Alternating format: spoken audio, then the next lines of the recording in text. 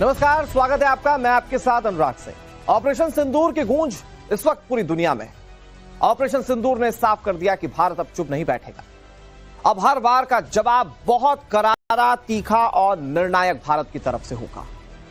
पाकिस्तान की आवाम में यह शोर है कि अगर सीज फायर नहीं होता तो नरेंद्र मोदी, भारत के प्रधानमंत्री नरेंद्र मोदी की जो कोशिश थी वो पाकिस्तान की 7 नस्लों को तबाह कर देने की।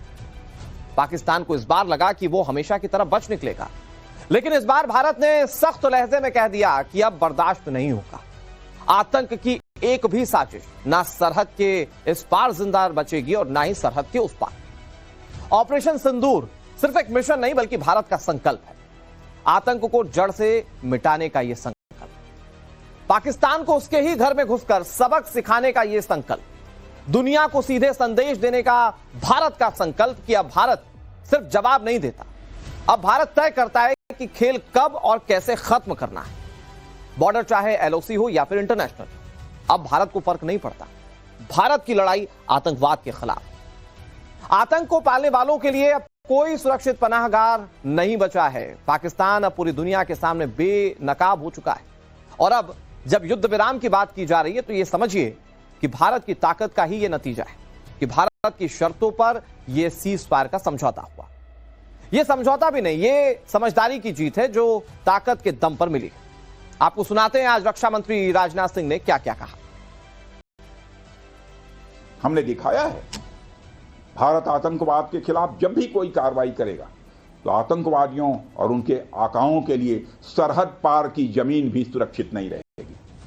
हमने केवल सीमा से सटे सैन्य ठिकानों पर ही नहीं कार्रवाई की, बल्कि भारत की सेनाओं की धमक उस रावलपिंडी तक सुनी गई जहां पाकिस्तानी फौज का हेडक्वार्टर मौजूद है। देखिए, पाकिस्तान के पास अब सिर्फ 2 रास्ते हैं। या तो वो सुधर जाए, जिसकी गुंजाइश बिल्कुल ना के बराबर है, और दूसरा रास्ता यह कि फिर वो पूरी तरह से बर्बाद हो जाए। दुनिया के लिए अब तस्वीर बिल्कुल साफ हो चुकी है।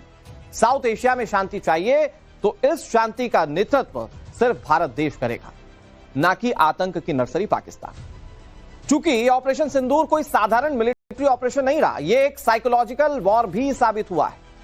ऑपरेशन सिंदूर ने एलओसी के उस पार बैठे दुश्मनों को यह साफ कर दिया कि भारत अब इंतजार नहीं करता है बल्कि जवाब देता है, और यह जवाब ऐसा जो पुश्ते याद रखती हैं। ऑपरेशन सिंदूर से भारत को बहुत कुछ हासिल हुआ। जरा सोचिए, क्या इससे पहले एक आतंकी हमले के बाद आतंकियों के इतने ज्यादा लॉन्च पैड कभी तबाह हुए थे? और सबसे बड़ा संदेश पाकिस्तान की फौज को है कि अगर तुम आतंक के सपोलों को पालोगे तो उनके साथ साथ तुम्हें भी कहीं का नहीं छोड़ा जाएगा। ऑपरेशन सिंदूर से भारत को क्या क्या हासिल हुआ इसे आगे बताएंगे, लेकिन उससे पहले रक्षा मंत्री राजनाथ सिंह ने आज पाकिस्तान को भी मैसेज दिया।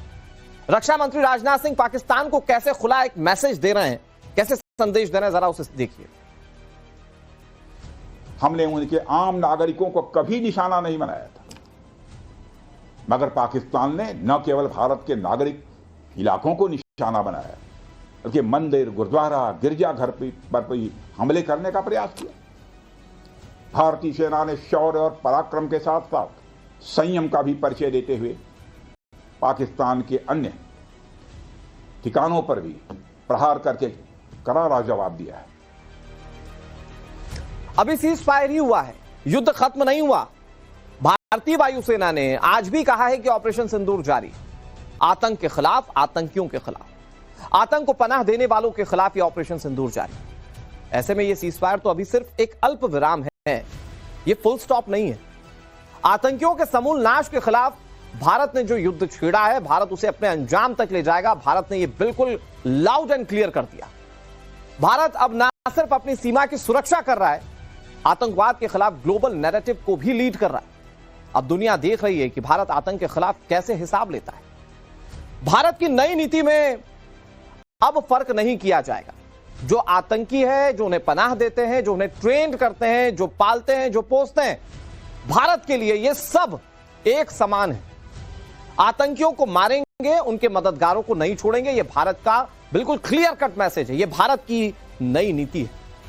एलओसी पार आतंकियों के सेफ हेवन को भी अब भारत सेफ नहीं छोड़ेगा। भारत ने कैसे घर में घुसकर पाकिस्तान के आतंकी ठिकानों को नस्तनाबूद किया, ये ऑपरेशन सिंदूर में हम सब देख चुके हैं। और भारत इस नीति पर आगे भी चलेगा कि आतंक को पालने वालों को नहीं छोड़ा जाएगा, आतंकियों को तो हम वैसे भी नहीं छोड़ेंगे। अगर पाकिस्तान की सेना आतंकियों की ढाल बनती है तो सेना के ठिकाने भी मटियामेट हो जाएंगे। ऑपरेशन सिंदूर इस बात की गवाही देता है। भारत बोलेगा नहीं, भारत अब सीधा जवाब देगा। यह भारत की क्लियर कट नीति इस वक्त नजर आती है। लेकिन यह नया हिंदुस्तान है और इस नया हिंदुस्तान की सबसे खास बात क्या है मैं आपको बता दूं। इस नए हिंदुस्तान की सबसे खास बात यह है कि यह घर में घुसकर मारता है और यह तय कर चुका है कि आतंक को पालने पोसने वालों को भी उसी आग में झोंक दिया जाएगा जिसमें आतंकियों को स्वाहा किया जा रहा है। ऑपरेशन सिंदूर सिर्फ आतंकियों के खिलाफ नहीं बल्कि आतंक के आकाओं के खिलाफ भी है जो पाकिस्तानी सेना की वर्दी में भारत विरोधी साजिशें रचते हैं। आतंकियों के साथ साथ आतंक का ट्रिगर दबाने वाले हाथ भी भारत की ओर से काट दिए जाएंगे। यह भारत ने ऑपरेशन सिंदूर से एकदम क्लियर कर दिया। पाकिस्तान की सेना जिसे दुनिया आर्मी कहती है वो असल में एक टेररिस्ट प्रोडक्शन फैक्ट्री है। यहां से टेररिस्ट उगते हैं और पूरी दुनिया में टेररिज्म फैलाने की कोशिश करते हैं। उनका टारगेट भारत होता है, लेकिन भारत बिल्कुल क्लियर कर चुका है कि अब इस फैक्ट्री को नहीं चलने देंगे। ऑपरेशन सिंदूर से इस फैक्ट्री पर अब ताला लगना तय माना जा रहा है। ऑपरेशन सिंदूर के जरिए भारत ने बिल्कुल सीधा मैसेज दिया है, आतंक के खिलाफ अब ना माफी, ना मोहलत और ना ही मेहरबानी। इसीलिए इस बार निशाना सिर्फ आतंकी कैंप ही नहीं थे, उनका जनरेटर भी इस बार भारत के निशाने पर था और वो जनरेटर कोई और नहीं बल्कि पाकिस्तानी फौज। देखिए जिस तरह से भारत ने पाकिस्तान को जवाब दिया है, आने वाले कई सालों तक पाकिस्तान अगर आतंक की तरफ देखेगा और आतंक फैलाने की कोशिश करेगा तो उसे ये हमले याद आएंगे, भारत की ओर से किए गए ये स्ट्राइक्स याद आएंगे जिसमें कि हमने आतंकी ठिकानों को तबाह कर दिया। अब आतंकवाद के खिलाफ मोदी सरकार ने जीरो टॉलरेंस की पॉलिसी अपना रखी है। पुलवामा हमले के बाद, बालाकोट एयर स्ट्राइक और उरी हमले के बाद पीओके में सर्जिकल स्ट्राइक में हमने पाकिस्तान को मात्र ट्रेलर दिखाया था, लेकिन इस बार पहलगाम हमले के बाद ऑपरेशन सिंदूर के तहत फुल फ्लेज एक्शन पूरी दुनिया ने देख लिया। भारत ने दिखाया कि भारत आतंकवाद के खिलाफ जब बोलता है और शांति की बात करता है और उसके साथ जब एक्शन लेने की बात करता है तो ऑपरेशन सिंदूर ने बताया कि भारत क्या कर सकता है।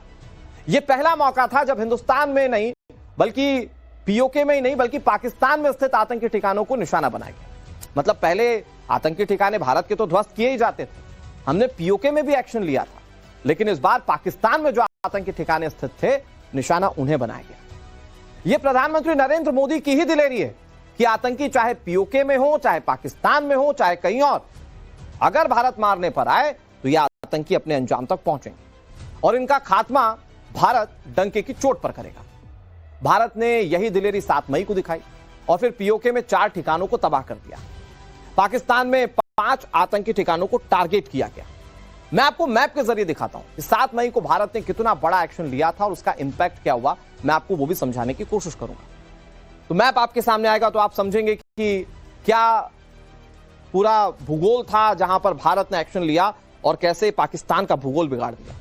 दरअसल भारतीय सेना ने पीओके में मुजफ्फराबाद, कोटली, भिंबर और गुलपुर में जैश, लश्कर और हिजबुल के ठिकानों पर हमला किया था। ये जैश ए मोहम्मद, हिजबुल मुजाहिदीन, ये आतंक की फैक्ट्रियां हैं और ये आतंकी भेजकर भारत में नापाक हरकतें करने की कोशिश करते हैं। भारत ने इस बार फुल प्रूफ एक्शन लिया।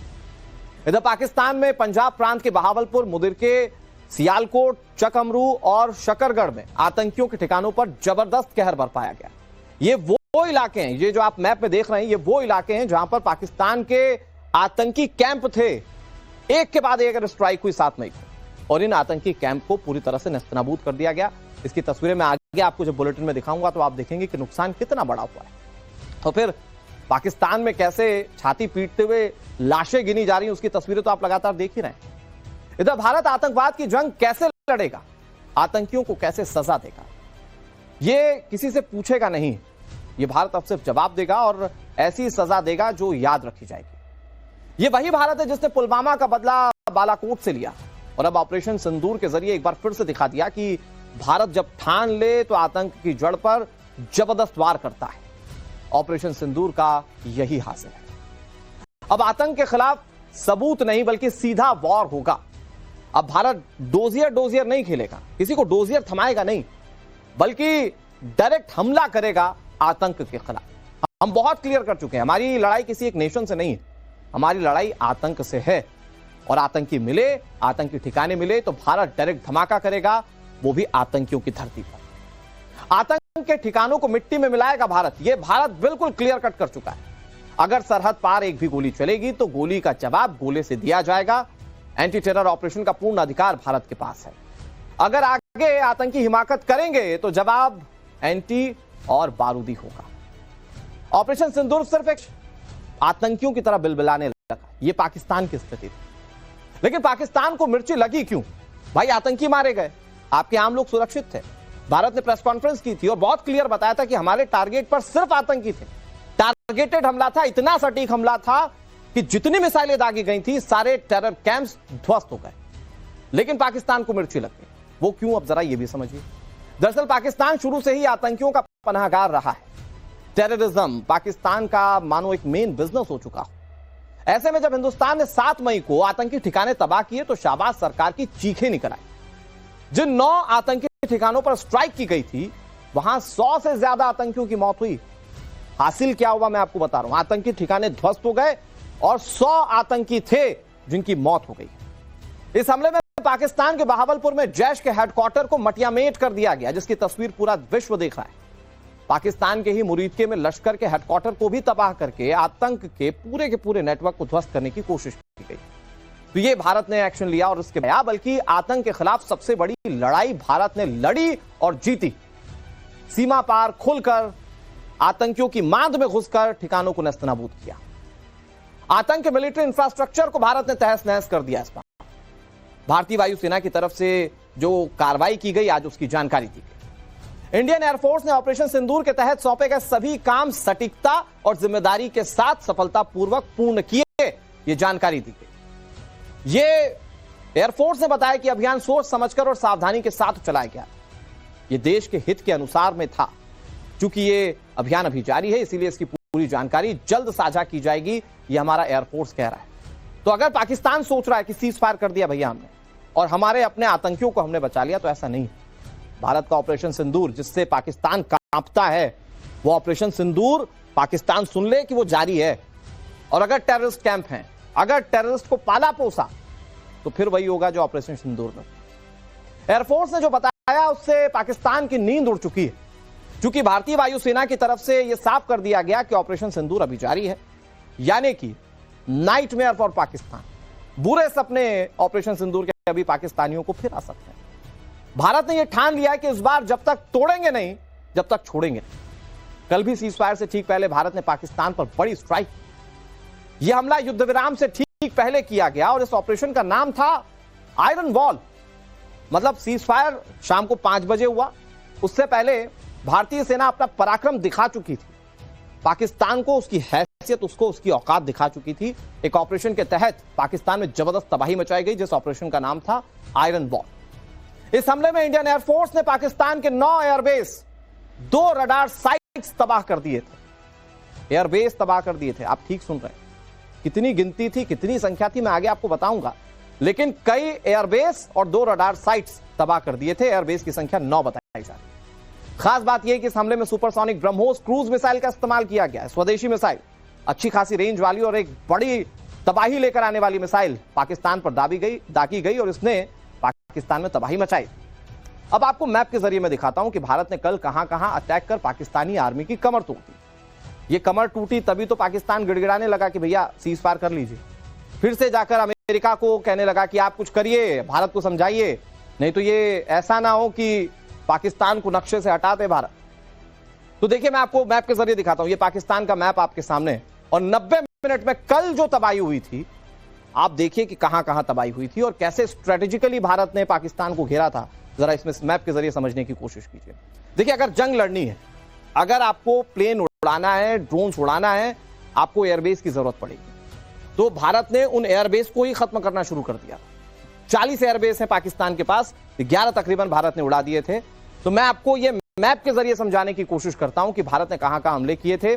90 मिनट में पाकिस्तान कैसे तबाह हो गया। मैं जरा बिग वॉल पर इसको लेकर जाता हूं आपको, और बिग वॉल में आप समझेंगे कि कहां पाकिस्तान का एयरबेस जो था वो खत्म कर दिया गया। 90 मिनट में पाकिस्तान के अंदर हुई तबाही की आपको पूरी कहानी समझाता हूं। इसमें सबसे पहले रफीकी एयरबेस, ये शोरकोट में है। इसके बाद मुरीद एयरबेस, ये चकवाल इलाके में है। यहां पर भी भारत ने हमला किया, एयरबेस को पूरी तरह से तहस नहस कर दिया। मतलब इस स्थिति में भारत इस एयरबेस को ले आया कि यहां से उड़ान भर पाना बहुत मुश्किल हो गया।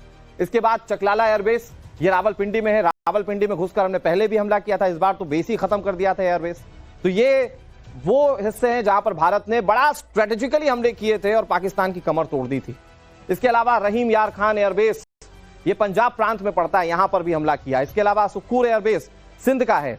तो ये वो एयरबेस है जिसे भारत ने तबाह किया था। रहीम यार खान एयरबेस की खास बात यह कि ये वीवीआईपी मूवमेंट्स के लिए इस्तेमाल किया जाता है और यहीं से पाकिस्तान अपने सारे आर्म्स एम्यूनिशंस लोड करके वो आतंकी फैक्ट्री को आगे बढ़ाने की कोशिश करता है। इसके अलावा स्कुर्दू एयरबेस जो गिलगिट बाल्टिस्तान में, इसको भारत ने तबाह कर दिया।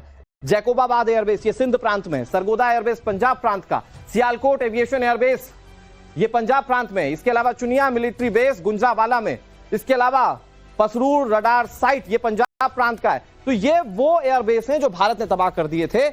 पाकिस्तान को बता दिया था कि वो भारत के आगे कहां टिकता है और शायद ये सीज फायर के लिए अगर वो अमेरिका के आगे गिड़गिड़ाता नहीं, भारत से खुद डीजीएमओ लेवल की बात करने के लिए आगे नहीं आता, तो शायद अभी और जो एयरबेस थे वो भारत तहस नहस कर देता। अब कहते हैं कि दुश्मन को हमेशा चोट वहां करो जहां उसे सबसे ज्यादा दर्द हो। हिंदुस्तान ने पाकिस्तान को उसी जगह पर चोट पहुंचाई। आप कर्नल सोफिया को जरा सुनिए कि भारत ने पाकिस्तान को चोट कैसे पहुंचाई। भारतीय सशस्त्र बलों ने त्वरित व सुनियोजित जवाबी हमले किए। Technical installation, command and control centres, radar sites और हथियार भंडार को चुनकर निशाना बनाया गया। रफीकी, मुरीद, चकलाला, रहमियार खान, सुकूर और चुनिया स्थित पाक सैन्य ठिकानों पर एयर लॉन्च सटीक हथियारों व लड़ाकू जेट से प्रहार किए गए। पसरूर स्थित रडार साइट और सियालकोट का एविएशन बेस भी प्रिसीजन एम्यूनिशन से टारगेट किए गए। ऑपरेशन सिंदूर में पाकिस्तान को कितनी बड़ी चोट पहुंचाएगी, आपको यह बताने की कोशिश करते हैं। भारत की स्ट्राइक में कराची के पास भोलेरी एयरबेस में बड़ा नुकसान हुआ। यहां रडार और शेल्टर को नुकसान पहुंचा। रावलपिंडी में नूर खान एयरबेस में कमांड इंफ्रास्ट्रक्चर को निशाना बनाया गया। सिंध के जैकोबाबाद एयरबेस पर रनवे और आधारभूत ढांचे को नुकसान पहुंचाया गया। पंजाब के मुरीद एयरबेस को टैक्टिकल हमला करके ध्वस्त कर दिया गया। शोरकोट में रफीकी एयरबेस में एयर स्ट्रिप और फ्यूल डिपो ही नष्ट कर दिए। मतलब फ्यूल डिपो नष्ट तो फ्लाइट छोड़ेंगी कहां से। पीओके में स्कर्दू एयरबेस पर स्टैंड ऑफ हथियार जो चुप नहीं बैठता और जवाब देता है, जवाब देना जानता है। जरूरत पड़ती है तो वो करता है जो हमने पाकिस्तान में किया। जरूरत पड़ती है तो हम घर में घुसकर मारते हैं। यही